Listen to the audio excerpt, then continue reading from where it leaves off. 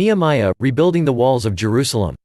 Nehemiah worked as a trusted cupbearer to King Artaxerxes, who ruled over the mighty empire of the Medes and Persians. Nehemiah was a Jew living in Susa. Many years before, the Jews had been taken as captives by the Babylonians. When the Medes and Persians then defeated the Babylonians, many Jews, like Nehemiah, resettled in this new empire. Some Jews had returned to Jerusalem to work on the temple. One day Nehemiah was visited by Hanani, one of his brothers, who lived in Jerusalem. Nehemiah asked them about the city and the Jews living there. They explained that the walls that had been knocked down were still in rubble and the city gates that had been set on fire had not been replaced.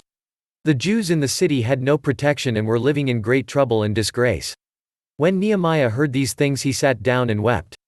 For several days he mourned, fasted, and prayed. He confessed his sin and the sin of his people. He knew that God had promised that if his people turned back to him and obeyed him, then God would return them to their land. Nehemiah asked God for an opportunity to speak to the king about the situation.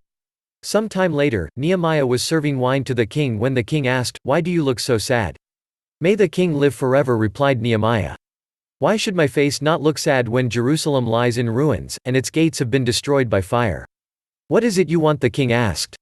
The king gave Nehemiah all he asked for, including royal letters of safe conduct and an armed escort back to Jerusalem.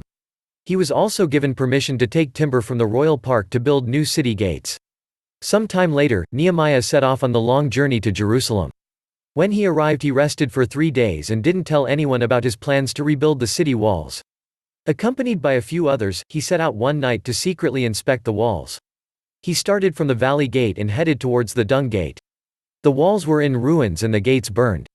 His way was blocked by rubble and he had to detour around it to inspect the rest of the ruined walls. He called a meeting of the leaders and those who could do the work. "You see the trouble we are in and the ruins.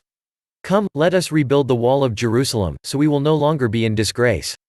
Nehemiah explained how God was with him and that he had the backing of the king. "Let us start rebuilding the walls," they replied. "We must begin at once." But there were enemies of the Jews who did not want to see the wall rebuilt. Sanballat the Horonite, Tobiah the Ammonite official and Geshem the Arab mocked and ridiculed the workers. "What is this you are doing?" they asked. "Are you rebelling against the king?" Nehemiah replied, "God will give us success. We, his servants, will start rebuilding, but as for you, you have no share in Jerusalem or any claim to it." If you like this video, give it a thumbs up. Share and leave a comment. Subscribe.